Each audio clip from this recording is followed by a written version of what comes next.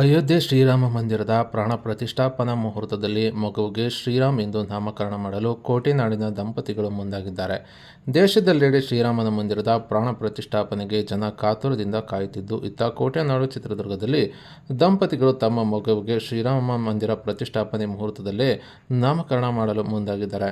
ಇನ್ನು ಚಿತ್ರದುರ್ಗ ನಗರದ ಗಾಂಧಿನಗರದ ನಿವಾಸಿ ಸಾಗರ್ ಹಾಗೂ ಭಾವನಾ ದಂಪತಿಗಳು ತಮ್ಮ ಮಗುವಿಗೆ ನಾಮಕರಣ ಮಾಡಲು ಮುಂದಾಗಿದ್ದು, ಅಯೋಧ್ಯೆಯಲ್ಲಿ ರಾಮ ಮಂದಿರ ಪ್ರತಿಷ್ಠಾಪನಾ ಮುಹೂರ್ತದಲ್ಲೇ ಶ್ರೀರಾಮ್ ಅಂತ ಹೆಸರಿಡೋಕೆ ಮುಂದಾಗಿದ್ದಾರೆ. ಇನ್ನು ಜನವರಿ 22ರಂದೇ ಮಗುವಿಗೆ 5 ತಿಂಗಳು ಪೂರ್ಣಗೊಳ್ಳುವ ಹಿನ್ನೆಲೆ ಕುಟುಂಬಸ್ಥರು ಈ ನಿರ್ಧಾರ ಮಾಡಿದ್ದಾರೆ. ಇನ್ನು ನಾಮಕರಣ ಪ್ರಯುಕ್ತ ಮನೆಯಲ್ಲಿ ಗಣಹೋಮ ಸೇರಿದಂತೆ ಸತ್ಯನಾರಾಯಣ ಪೂಜೆ ಹಮ್ಮಿಕೊಳ್ಳಲಾಗಿದೆ. ಇನ್ನು ಮಗುವಿನ ನಾಮಕರಣಕ್ಕೆ ಇದಕ್ಕಿಂತ ಒಳ್ಳೆಯ ಹೆಸರು ಹಾಗೂ ಮುಹೂರ್ತ ಸಿಗಲೆಂದಿರುವ ತಾಯಿ ಭಾವನಾ ಅವರು ತಮಗೆ ಸಿಕ್ಕಿರುವ ಭಾಗ್ಯ ಎಂದು ಹೇಳಿಕೊಂಡಿದ್ದಾರೆ.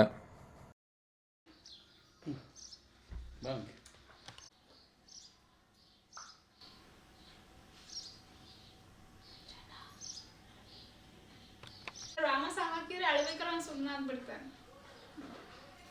ಅದು ಹೋಗಿ ಲಾಸ್ಟಿಗೆ ರಾಮ ಅಂತಾನೆ ಹೆಸರು ಬಂತು.